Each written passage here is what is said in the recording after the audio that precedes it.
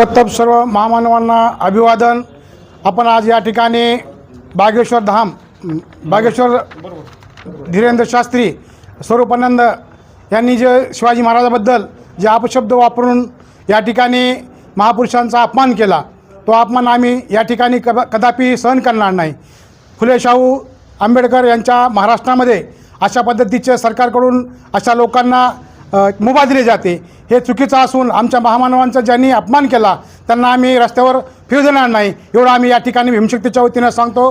आणि सर्वजण या ठिकाणी येऊन जे शिवप्रेमी आहेत आणि आंबेडकर चळवळीतील जे बहुजन आहेत त्यांनी या ठिकाणी येऊन निदर्शन नोंदवले, त्यांच्याबद्दल सर्वांचे आभार मानतो।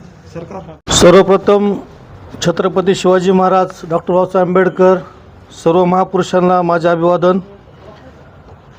महाराष्ट्र नेमका कोणाचा आहे हा मोठा प्रश्न पडला आहे। आज भोंदूबाबांचा आहे का थोर पुरुषांचा आहे?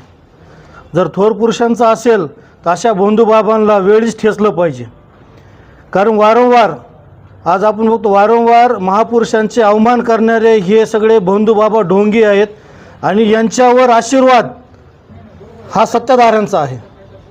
एकनाथ शिंदे असतील, देवेंद्र फडणवीस असतील, यांनी आजपर्यंत जे राजकारण केलं आहे ते फक्त थोर पुरुषांच्या नावावर केलेलं आहे। आणि हे जे राजकारण त्यांनी केलं आहे हे थोर पुरुषांचं नाव बदनाम करण्यासाठी केलं आहे का नाव टिकवण्यासाठी केलं हा माझा त्यांना एक प्रश्न आहे।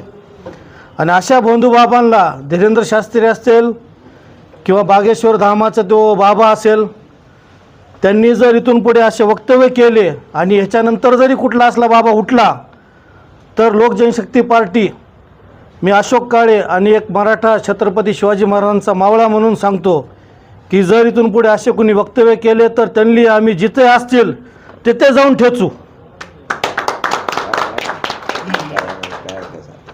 परत एक सांगतो, यांच्यावरती गंभीर गुन्हे दाखल करून छत्रपती शिवाजी महाराजांचा जे महाराष्ट्राचा कायदा होता आणि जे बाबासाहेबांनी कायदा लिहिला आहे त्या कायद्याला अनुसरून यांच्यावर कठोर से कठोर कारवाई झाली पाहिजे, अन्यथा आम्ही रस्त्यावर उतरून यांचे लवकरच आम्ही पुतळे जाळणार आहात, याची सरकारने दखल घेतली पाहिजे।